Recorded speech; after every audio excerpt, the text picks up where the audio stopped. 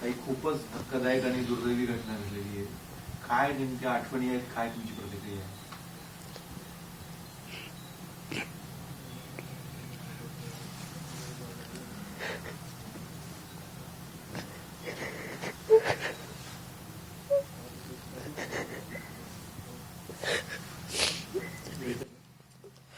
माझा तर खूप मोठा आधार आज हरपलाय.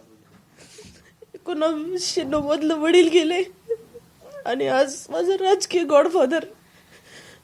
दुर्घटनेने खूप मोठं संकट आमच्यावर आलेलं आहे, सर्व राष्ट्रवादी कुटुंबावर, संपूर्ण महाराष्ट्रावर. आणि वैयक्तिक माझं म्हणाल तर माझ्या मोठ्या भावाचा, माझ्या दादाचा हात आज हरपलाय. आपण पण बारामतीला जाणार आहात. निघते मी आता. तू निघतच होते, 10 मिनिटात निघते. माझं बाळ शाळेत गेलेलं आहे, त्याला भेटून मी निघते.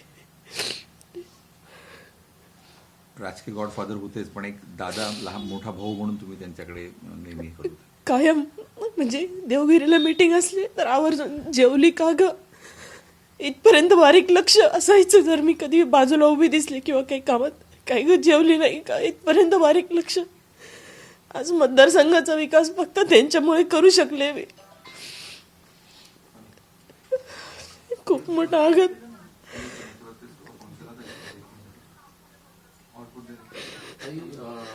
मधल्या काळामध्ये निवडणुकांच्या वेळेला दादांच्या सभा देखील नाशिकमध्ये झाल्या होत्या. अत्यंत सर्वसामान्य लोकांवर एक पूर्ण अधिराज्य गाजवणारा असा नेता म्हणून दादांची ओळख. आपण वैयक्तिक दादांना नेता म्हणून कसं बघता? काय एक विकासाचं विजन असलेला. मला काही जास्त बोलू शकत नाही मी आजचे दिवस, मला माफ करा.